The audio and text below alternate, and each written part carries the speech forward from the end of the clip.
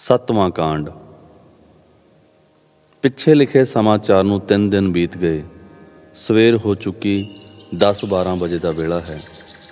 ਉਸ ਨਗਰ ਵਿੱਚ ਜਿੱਥੇ ਉਸ ਖੱਤਰੀ ਦੀ ਵਹੁਟੀ ਕੈਦ ਸੀ, ਸਭ ਲੋਕੀ ਆਪੋ ਆਪਣੇ ਕੰਮਾਂ ਵਿੱਚ ਰੁੱਝੇ ਹੋਏ ਹਨ। ਨਿਕੜੇ ਜਿਹੇ ਨਗਰ ਵਿੱਚ ਹੱਟਾਂ ਪੁਰ ਲੈਣ ਦੇਣ ਹੋ ਰਿਹਾ ਹੈ। ਘਰਾਂ ਵਿੱਚ ਰੋਟੀਆਂ ਤਿਆਰ ਪਈਆਂ ਹੁੰਦੀਆਂ ਹਨ। ਹਾਕਮ ਦੇ ਮਹਿਲਾਂ ਵਿੱਚ ਅਸਚਰਜ ਰੰਗ ਹੈ। ਦੀਵਾਨਖਾਨੇ ਵਿੱਚ ਹਾਕਮ ਬੈਠੇ ਹਨ। ਪਾਸ ਕੁਛ ਮੁਹਾਸਿਬ ਕੱਚੇ ਕੁਸ਼ਾਮਤੀ ਬੈਠੇ ਗੱਪਾਂ ਲਾ ਰਹੇ ਹਨ। ਸ਼ਰਾਬ ਦਾ ਦੌਰ ਜਾਰੀ ਹੈ। ਰੰਗ ਰੰਗ ਦੇ ਖਾਣੇ ਪਏ ਹਨ। ਕੋਈ ਪਿਆਲਾ ਮੂੰਹ ਨਾਲ ਲਾਈ ਬੈਠਾ ਹੈ, ਕੋਈ ਨਕਲ ਉਡਾ ਰਿਹਾ ਹੈ। ਜਨਾਨਖਾਨੇ ਵਿੱਚ ਵੀ ਗਹਿਮਾ ਗਹਿਮ ਹੈ। ਇੱਕ ਗਲੀਚੇ ਪੁਰ 5-6 ਬੇਗਮਾਂ ਬੈਠੀਆਂ ਹਨ। ਇੱਧਰ ਉੱਧਰ ਗੋਲੀਆਂ ਬਾਂਦੀਆਂ ਫਿਰ ਰਹੀਆਂ ਹਨ। ਇਨ੍ਹਾਂ ਬੇਗਮਾਂ ਦੀ ਸੁੰਦਰਤਾ ਇੱਕ ਤੋਂ ਇੱਕ ਚੜ੍ਹਦੀ ਹੈ। ਰੇਸ਼ਮੀ ਕੱਪੜਿਆਂ ਤੇ ਗਹਿਣਿਆਂ ਦੀ ਸੱਜ ਤੱਜ ਬਹੁਤ ਵੱਧ ਕੇ ਹੈ। ਇਨ੍ਹਾਂ ਵਿੱਚੋਂ ਇੱਕ ਤੀਵੀਂ ਡਾਢੀ ਉਦਾਸ ਬੈਠੀ ਹੈ। ਉਸ ਕਮਰੇ ਦੀ ਅਮੀਰੀ ਸਜਾਵਟ, ਉਸ ਦੇ ਗਲ ਦੇ ਕੱਪੜੇ ਤੇ ਅਮੋਲਕ ਗਹਿਣੇ ਇਉਂ ਜਾਪਦੇ ਹਨ ਜਿਕਰ ਇੱਕ ਨਵੀਂ ਫੜੀ ਮੈਨਾ ਨੂੰ ਸੋਨੇ ਦੇ ਪਿੰਜਰੇ ਵਿੱਚ ਪਾਇਆ ਹੈ। ਹੋਰ ਸਭ ਗੱਲਾਂ ਕਰਦੀਆਂ ਹਨ, ਹੱਸਦੀਆਂ ਹਨ, ਕੁਝ ਜੁਗਤ ਮਖੌਲ ਵੀ ਕਰਦੀਆਂ ਹਨ, ਪਰ ਇਹ ਚੁੱਪ ਬੈਠੀ ਹੈ। ਕਿਸੇ ਕਿਸੇ ਵੇਲੇ ਠੰਡਾ ਸਾਹ ਭਰਦੀ ਹੈ। ਕਦੀ ਅੱਖਾਂ ਵਿੱਚ ਹੰਝੂ ਕਿਰ ਪੈਂਦੇ ਹਨ। ਨਾਲ ਦੀਆਂ ਬੁਲਾਉਂਦੀਆਂ ਹਨ, ਪਰ ਇਹ ਸਿਰ ਨਹੀਂ ਚੁੱਕਦੀ। ਇੱਕ ਜਣੀ ਨੇ ਫਾਰਸੀ ਬੋਲੀ ਵਿੱਚ ਕਿਹਾ, ਇਹ ਨਵੀਂ ਚਿੜੀ ਹੈ, ਆਪੇ ਗਿੱਝ ਜਾਏਗੀ। ਇੰਨੇ ਨੂੰ ਖਾਣੇ ਦੀ ਖਬਰ ਆਈ। ਉੱਥੇ ਹੀ ਦਸਤਰਖਾਨ ਵਿਛਾਇਆ ਗਿਆ। ਉੱਤੇ ਭਾਂਤ ਭਾਂਤ ਦੇ ਖਾਣੇ ਰੱਖੇ ਗਏ। ਸਭੇ ਬਿਸਮਿਲ੍ਲਾ ਕਹਿ ਕੇ ਖਾਣ ਲੱਗੀਆਂ। ਇਹ ਚੁੱਪ ਬੈਠੀ ਹੈ। ਜੇ ਉਹ ਖਾਣ ਵਾਸਤੇ ਤੰਗ ਕਰਦੀਆਂ ਹਨ ਤਾਂ ਇਹ ਤਰਪ ਤਰਪ ਹੰਝੂ ਕੇਰਦੀ ਤੇ ਹੌਲੀ ਜਿਹੀ ਕਹਿ ਉੱਠਦੀ ਹੈ, ਹੇ ਸ਼ਿਵ, ਸੰਗਾਰ ਕਰ। ਜਦ ਬੇਗਮਾਂ ਨੇ ਬਹੁਤ ਤੰਗ ਕੀਤਾ ਤਦ ਤਾਂ ਫੁੱਟ ਫੁੱਟ ਰੋਈ। ਡਸਕਾਰਿਆਂ ਦੀ ਆਵਾਜ਼ ਦੂਰ ਤੱਕ ਪਹੁੰਚਣ ਲੱਗੀ। ਸਭੇ ਜਣੀਆਂ ਗੁੱਸੇ ਵਿੱਚ ਭਰ ਗਈਆਂ ਕਿ ਇਸਨੇ ਸਾਡਾ ਖਾਣਾ ਹਰਾਮ ਕਰ ਦਿੱਤਾ ਹੈ। ਹੱਥੋਂ ਹੱਥੀਂ ਕੁੱਟਣ ਨੂੰ ਤਿਆਰ ਸਨ, ਪਰ ਇੱਕ ਜਣੀ ਨੂੰ ਕੁਛ ਤਰਸ ਆਇਆ। ਬੋਲੀ, ਭੈਣੋ, ਇਹ ਇਸ ਦੇ ਵੱਸ ਨਹੀਂ। ਜਦ ਮੈਨੂੰ ਫੜ ਆਂਦਾ ਸੀ ਤਦ ਮੇਰਾ ਇਸ ਤੋਂ ਵੀ ਬੁਰਾ ਹਾਲ ਸੀ। ਹੌਲੀ ਹੌਲੀ ਆਪੇ ਰਚ ਮਿਚ ਜਾਏਗੀ। ਗੱਲ ਕਰਦੀ ਉਹ ਸਭੇ ਕੁਝ ਟਲੀਆਂ ਤਾਂ ਸਹੀ, ਪਰ ਆਖਣ ਲੱਗੀਆਂ ਕਿ ਇਸ ਨੂੰ ਕੁਛ ਖੁਆਉਣਾ ਜ਼ਰੂਰ ਹੈ। ਲਾ ਤਰਲੇ ਰਹੀਆਂ, ਪਰ ਉਸ ਰੱਬ ਦੀ ਬੰਦੀ ਨੇ ਇੱਕ ਨਾ ਮੰਨੀ। ਛੇਕੜ ਉਹਨਾਂ ਨੇ ਰਲ ਕੇ ਉਸ ਨੂੰ ਢਾਇਆ ਤੇ ਮਾਸ ਦੀ ਤਰੀ ਉਸ ਦੇ ਮੂੰਹ ਵਿੱਚ ਪਾਉਣ ਹੀ ਲੱਗੀਆਂ ਸਨ ਕਿ ਇੰਨੇ ਨੂੰ ਹਾਕਮ ਸਾਹਿਬ, ਜੋ ਹੇਠਾਂ ਸ਼ਰਾਬ ਪੀ ਰਹੇ ਸਨ, ਮਸਤ ਹੋਏ ਉੱਤੇ ਆ ਗਏ। ਔਰ ਇਹ ਹਾਲ ਵੇਖ ਕੇ ਸਮਝੇ ਕਿ ਸਭੇ ਖਾਰ ਸਾੜ ਪਿੱਛੇ ਇਸ ਨੂੰ ਕੁੱਟਦੀਆਂ ਹਨ। ਇਹ ਸਮਝ ਕੇ 2-2 ਧੌਲਾਂ ਸਭਨਾਂ ਦੇ ਸਿਰ ਪਰ ਮਾਰ ਕੇ ਉਸ ਵਿਚਾਰੀ ਨੂੰ ਬਾਹੋਂ ਫੜ ਕੇ ਬਾਹਰ ਛੱਜੇਪੁਰ ਲੈ ਗਏ ਤੇ ਨਸ਼ੇ ਵਿੱਚ ਮਸਤ ਹੋ ਕੇ ਲੱਗੇ ਊਲ ਜਲੂਲ ਗੱਲਾਂ ਕਰਨ। ਇਸ ਵੇਲੇ ਇਸਤਰੀ ਨੂੰ ਨਿਸ਼ਚਾ ਹੋ ਗਿਆ ਕਿ ਹੁਣ ਧਰਮ ਬਚਨ ਦੀ ਕੋਈ ਵਾਹ ਨਹੀਂ ਰਹੀ। ਹੁਣ ਜਾਣ ਦੇਣੀ ਉੱਤਮ ਹੈ। ਸੰਕਲਪ ਧਾਰਿਆ ਕਿ ਬਾਰੀ ਦੇ ਪਾਸ ਖੜੀ ਹਾਂ, ਛਾਲ ਮਾਰ ਦੇਵਾਂ, ਪਰ ਹਾਏ, ਦੁਖੀਆਂ ਪਾਸੋਂ ਮੌਤ ਵੀ ਡਰਦੀ ਹੈ। ਇਸ ਦੀ ਬੇਰੁਖੀ, ਉਦਾਸੀ ਤੇ ਨਿਰਾਸ਼ਤਾ ਤੋਂ ਸ਼ਰਾਬੀ ਨਵਾਬ ਨੂੰ ਵੀ ਕਹਿਰ ਚੜ੍ਹ ਗਿਆ ਸੀ। ਉਸਨੇ ਵੀਣੀਓ ਵੱਡੇ ਜ਼ੋਰ ਨਾਲ ਫੜਿਆ ਤੇ ਲਾਲ ਅੱਖਾਂ ਕਰਕੇ ਪਤਾ ਨਹੀਂ ਕੀ ਬੋਲਣ ਲੱਗਾ ਸੀ ਕਿ ਉਸ ਦੀ ਆਵਾਜ਼ ਇਉਂ ਨਿਕਲੀ, ਕ ਹੈਂ, ਇਹ ਕੀ ਹੋਇਆ? ਨਵਾਬ ਜੀ ਕੀ ਆਖਣ ਲੱਗੇ ਸਨ? ਸੰਗ ਨੂੰ ਕੀ ਹੋ ਗਿਆ? ਹਾਂ, ਨਵਾਬ ਸਾਹਿਬ ਨੂੰ ਕਿਸੇ ਤਕੜੇ ਹੱਥ ਨੇ ਗਿੱਚੀਓਂ ਫੜ ਲਿਆ ਹੈ, ਔਰ ਜੋ ਕਹਿਣ ਲੱਗੇ ਸਨ ਸੰਗ ਵਿੱਚ ਹੀ ਰਹਿ ਗਿਆ। ਹੁਣ ਇਸ ਵੇਲੇ ਨਗਰ ਵਿੱਚੋਂ ਇੱਕ ਡਾਢੀ ਘਨਾਉਂ ਕਰਦੀ ਆਵਾਜ਼, ਜਿਕਰ ਅਸਮਾਨ ਦੀ ਹੁੰਦੀ ਹੈ, ਆ ਰਹੀ ਸੀ। ਪਲੋ ਪਲੀ ਵਿੱਚ 5-7 ਹੋਰ ਆਦਮੀ ਉੱਤੇ ਆ ਚੜ੍ਹੇ।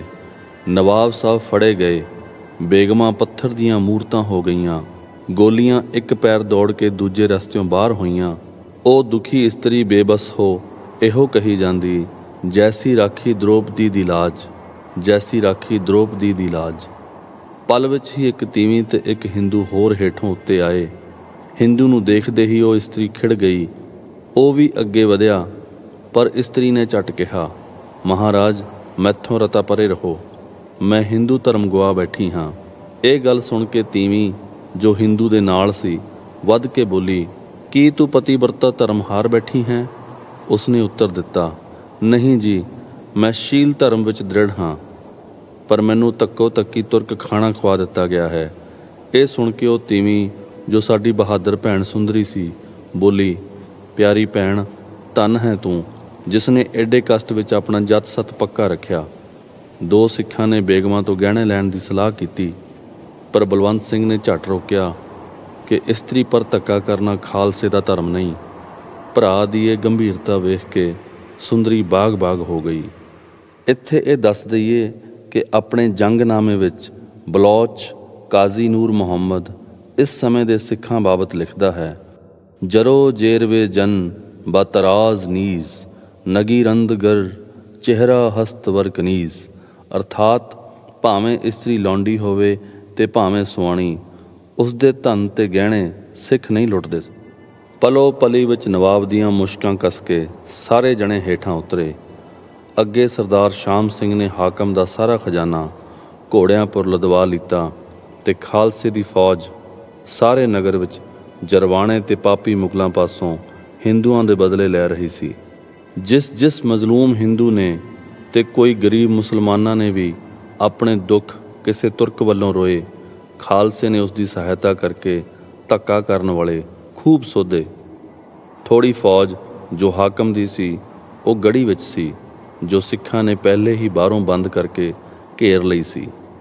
ਖਾਲਸਾ ਇਸ ਫੁਰਤੀ ਨਾਲ ਜਾ ਕੇ ਪਿਆ ਸੀ ਕਿ ਸਾਰੇ ਸ਼ਹਿਰ ਵਿੱਚ ਕਿਸੇ ਦੇ ਚਿੱਤ ਖਿਆਲ ਵੀ ਨਹੀਂ ਸੀ ਕਿ ਕੋਈ ਬਿਜਲੀ ਦਾ ਲਿਸ਼ਕਾਰ ਤੇ ਕੜਕਾਰ ਬਿਨਾਂ ਬੱਦਲੋਂ ਹੀ ਆ ਪੈਣ ਵਾਲਾ ਹੈ।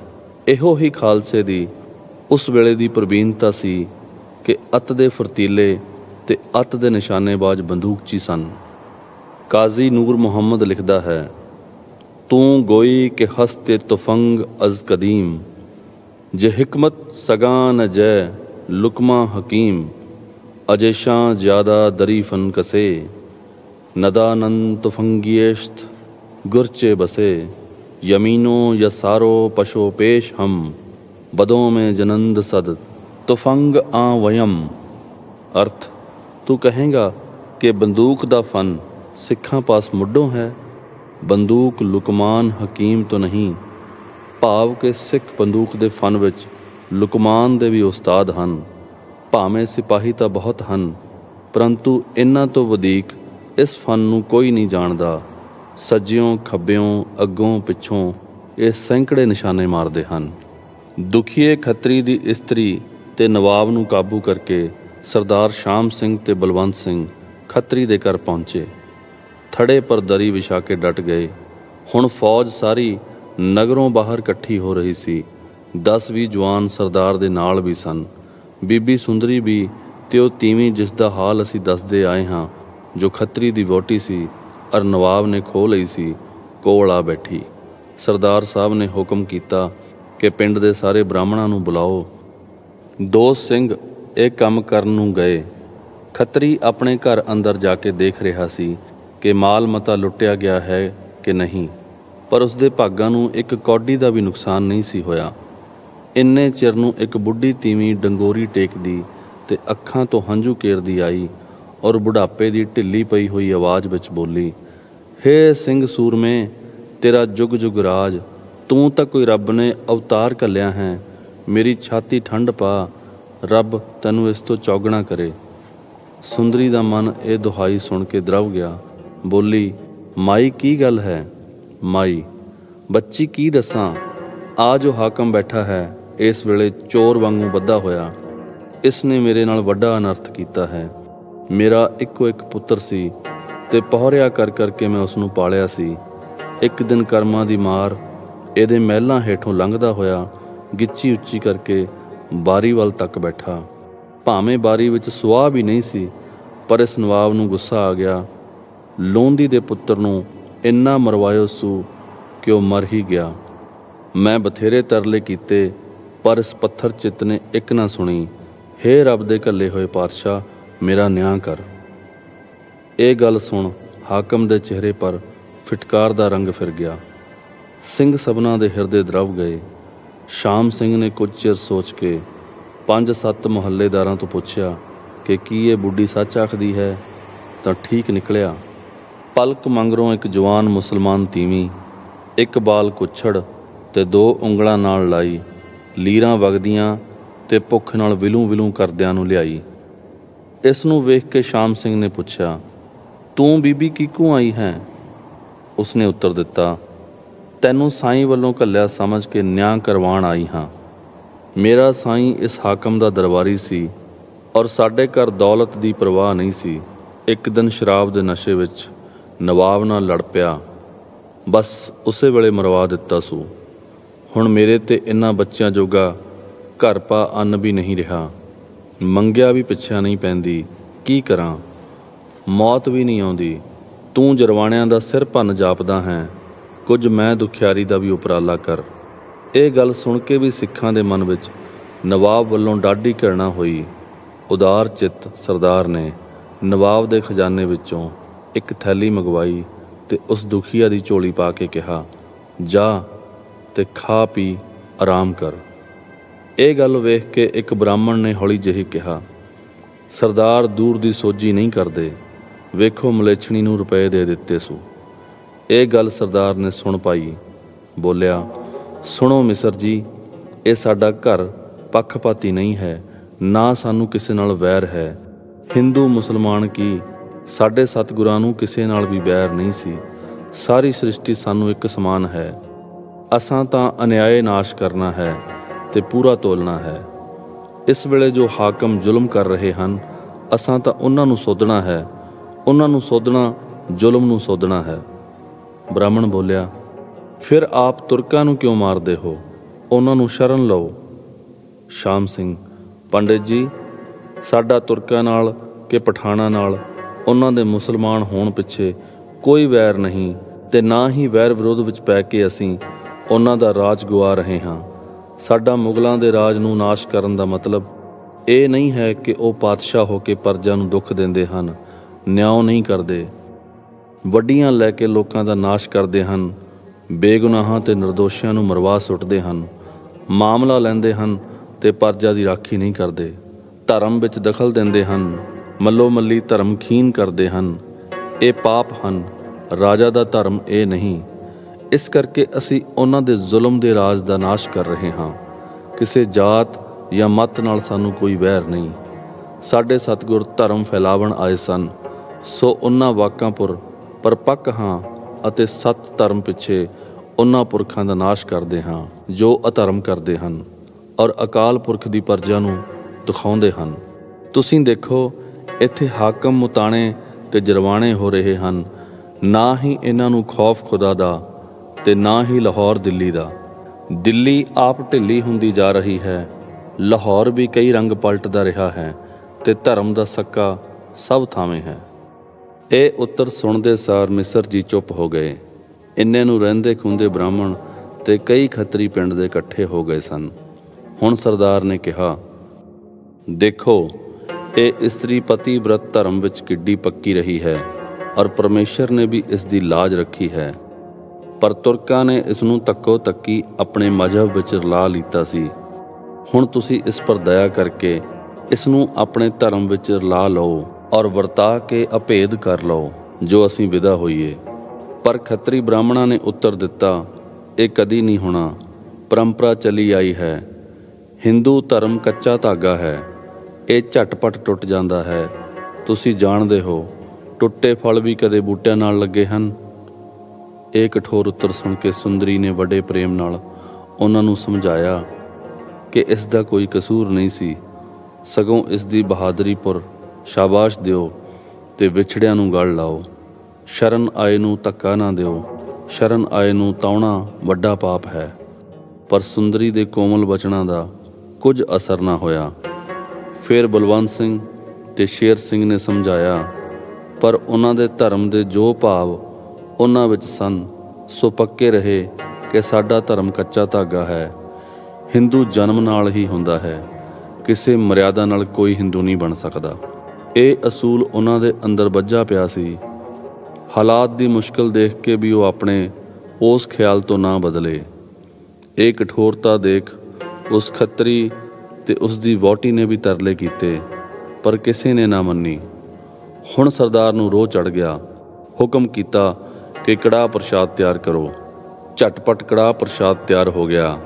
ਅਰਦਾਸਾ ਸੋਧਿਆ ਗਿਆ। ਹੁਕਮ ਦਿੱਤਾ ਕਿ ਖਤਰਾਣੀ ਵਰਤਾਵੇ ਔਰ ਸਭ ਖਾਣ, ਜੋ ਨਹੀਂ ਖਾਵੇਗਾ ਮਾਰਿਆ ਜਾਵੇਗਾ। ਇਸ ਹੁਕਮ ਨਾਲ ਸਾਰੇ ਕੰਬ ਉੱਠੇ। ਸੁੰਦਰੀ ਦਾ ਮਨ ਵੀ ਤਰਬਕ ਉੱਠਿਆ। ਉੱਠ ਕੇ ਖੱਤਰੀ ਨੂੰ ਵੱਖਰਿਆਂ ਲਿਜਾ ਕੇ ਸਮਝਾਉਣ ਲੱਗੀ ਕਿ ਇਹਨਾਂ ਬ੍ਰਾਹਮਣਾਂ ਨੂੰ ਇੱਕ ਇੱਕ ਮੋਹਰ ਦੇਈ ਜਾ, ਚਰਨੀ ਹੱਥ ਲਾਈ ਜਾ, ਫੇਰ ਸਾਰੇ ਖਾ ਲੈਣਗੇ। ਉਸਨੇ ਇਸੇ ਤਰ੍ਹਾਂ ਕੀਤਾ। ਅੱਗੇ ਅੱਗੇ ਖੱਤਰੀ ਮੋਹਰ ਦਿੰਦਾ ਜਾਵੇ ਤੇ ਮਗਰ ਮਗਰ ਖਤਰਾਣੀ ਕੜਾਹ ਪ੍ਰਸ਼ਾਦ ਵਰਤਾਈ ਜਾਵੇ। ਫੇਰ ਤਾਂ ਸਭ ਨੇ ਖਾ ਲਿਆ ਤੇ ਆਸ਼ੀਰਵਾਦ ਦੇ ਕੇ ਵਿਦਾ ਹੋਏ। ਧਾਰਮਿਕ ਆਗੂਆਂ ਦੀ ਇਸ ਪ੍ਰਕਾਰ ਦੀ ਕਮਜ਼ੋਰੀ 10ਵੇਂ ਗੁਰੂ ਜੀ ਨੇ ਨਿਸ਼ਚੈ ਕਰ ਲਈ ਸੀ। ਜਦੋਂ ਕਿ ਆਪ ਨੇ ਅੰਮ੍ਰਿਤ ਤੋਂ ਪਹਿਲਾਂ ਮਾਸਾਹਾਰੀ ਤੇ ਨਾ ਮਾਸਾਹਾਰੀ ਬ੍ਰਾਹਮਣਾਂ ਨੂੰ ਮੋਹਰਾਂ ਦਾ ਲੋਭ ਦੇ ਕੇ ਪ੍ਰੀਖਿਆ ਕੀਤੀ ਸੀ, ਉਸ ਵੇਲੇ ਸਾਫ਼ ਪਤਾ ਲੱਗ ਗਿਆ ਸੀ ਕਿ ਅਸੂਲ ਪਰ ਦ੍ਰਿੜਤਾ ਦੇਸ਼ ਵਿੱਚੋਂ ਘਟ ਚੁੱਕੀ ਹੈ। ਸਰਦਾਰ ਨੇ ਹੁਣ ਕੂਚ ਦਾ ਹੁਕਮ ਬੋਲਿਆ, ਪਰ ਖੱਤਰੀ ਤੇ ਖਤਰਾਣੀ ਨਿਮਰਤਾ ਕਰਕੇ ਬੋਲੇ ਕਿ ਹੁਣ ਅਸਾਂ ਇੱਥੇ ਨਹੀਂ ਰਹਿਣਾ, ਸਾਨੂੰ ਨਾਲ ਲੈ ਚੱਲੋ, ਤੁਹਾਡੇ ਬਹਾਦਰਾਂ ਦੀ ਸੇਵਾ ਕਰਾਂਗੇ। ਇੱਕ ਤਾਂ ਮਨ ਇੱਥੇ ਦਬੇਲ ਰਹੇਗਾ, ਤੁਸਾਂ ਵਿੱਚ ਤੁਹਾਡੇ ਸੰਗ ਦਾ ਰੰਗ ਲੈ ਕੇ ਤਕੜਾ ਹੋ ਜਾਏਗਾ। ਦੂਜਾ, ਇੱਥੇ ਤੁਰਕ ਸਿਪਾਹੀ ਆਉਣਗੇ ਤੇ ਸਭ ਦਾ ਗੁੱਸਾ ਅਸਾਂ ਪਰ ਪਏਗਾ। ਤੁਸਾਂ ਹੁਣ ਚਲੇ ਜਾਣਾ ਹੈ, ਸੋ ਸਾਨੂੰ ਨਾਲ ਹੀ ਲੈ ਚਲੋ, ਤੁਹਾਡੀਆਂ ਪਰਉਪਕਾਰੀਆਂ ਦੀ ਸੇਵਾ ਕਰਾਂਗੇ, ਜਨਮ ਸਫਲਾ ਹੋ ਜਾਏਗਾ। ਮੇਰਾ ਸਾਰਾ ਧਨ ਵੀ ਨਾਲ ਲੈ ਚੱਲੋ, ਜੋ ਖਾਲਸੇ ਦੇ ਕੰਮ ਆਵੇ। ਇੱਥੇ ਬਿਰਥਾ ਜਾਊ। ਧੀ ਪੁੱਤਰ ਮੇਰਾ ਕੋਈ ਖਾਣ ਵਾਲਾ ਪਿੱਛੇ ਹੈ ਨਹੀਂ। ਕੁਝ ਚਰਚਾ ਦੇ ਮਗਰੋਂ ਇਹ ਗੱਲ ਮੰਨੀ ਗਈ ਤੇ ਖਾਲਸੇ ਜੀ ਨੇ ਫਿਰ ਭੀੜੀ ਜੂਹ ਨੂੰ ਰੁੱਖ ਕੀਤਾ। ਪਰੰਤੂ ਤੁਰਨੇ ਤੋਂ ਪਹਿਲੋਂ ਸਰਦਾਰ ਨੇ ਉਸ ਪਿੰਡ ਦੇ ਲਾਗੇ ਦੇ 2 ਕੁ ਪਿੰਡਾਂ ਦੇ ਲੋਕ ਇਕੱਠੇ ਕਰਕੇ ਕਿਹਾ, ਇਹ ਹਾਕਮ ਪਰਜਾ ਉੱਤੇ ਅਤ ਜ਼ੁਲਮ ਕਰਦਾ ਰਿਹਾ ਹੈ। ਜ਼ਿਮੀਂਦਾਰਾਂ ਤੋਂ ਇਸਨੇ ਵੱਧ ਮਾਮਲੇ ਲਏ ਹਨ। ਕਈ ਸ਼ਾਹਾਂ ਨੂੰ ਲੁੱਟ-ਪੁੱਟ ਕੇ ਇਸਨੇ ਨੰਗ ਕੀਤਾ ਹੈ। ਬੇਗੁਨਾਹਾਂ ਨੂੰ ਮਰਵਾਇਆ, ਅਨਾਥਾਂ ਨੂੰ ਤਸੀਹੇ ਦਿੱਤੇ ਔਰ ਹਾਕਮ ਹੋ ਕੇ ਥੋਹਰ ਦੇ ਬੂਟੇ ਵਾਂਗ ਹਰੇਕ ਨੂੰ ਕੰਡੇ ਚੋਬੇ ਹਨ। ਨਿਉਂ ਕਰਨ ਦੀ ਥਾਂ ਇਸਨੇ ਸ਼ਰਾਬ ਤੇ ਵਿਸ਼ਿਆਂ ਵਿੱਚ ਸਮਾਂ ਬਿਤਾਇਆ ਤੇ ਰੱਬ ਦੀ ਪਰਜਾ ਨੂੰ, ਜੋ ਇਸ ਦੇ ਹਵਾਲੇ ਸੀ, ਇਸਨੇ ਬੇਤਰਸਾਂ ਵਾਂਗ ਦੁੱਖ ਦਿੱਤਾ ਹੈ। ਇਸ ਲਈ ਇਸ ਨੂੰ ਸਾਰੇ ਦੋਸ਼ਾਂ ਬਦਲੇ ਦੰਡ ਦਿੱਤਾ ਜਾਂਦਾ ਹੈ। ਇਹ ਕਹਿੰਦਾ ਹੀ ਸੀ ਕਿ 2 ਚੂੜਿਆਂ ਨੇ ਪਾਪੀ ਦੇ ਗਲ ਰੱਸਾ ਪਾ ਕੇ ਬ੍ਰਿਖ ਨਾਲ ਟੰਗ ਦਿੱਤਾ। ਇਸ ਦੀ ਲੋਥ ਫੜਕਦੀ ਦੇਖ ਕੀ ਹਿੰਦੂ ਕੀ ਮੁਸਲਮਾਨ ਸਭ ਖੁਸ਼ ਹੋਏ। ਹਾਂ, 2 ਇੱਕ ਨੀਵੇਂ ਆਚਾਰ ਵਾਲੇ ਮੁਲਾਣੇ ਪੇਟ ਪਿੱਛੇ, ਜਿਸ ਵਿੱਚ ਇਸ ਦੇ ਪਾਪਾਂ ਦਾ ਹਿੱਸਾ ਪਹੁੰਚਦਾ ਸੀ, ਵਿੱਚੇ ਵਿੱਚ ਕੁੱਟਦੇ ਰਹੇ।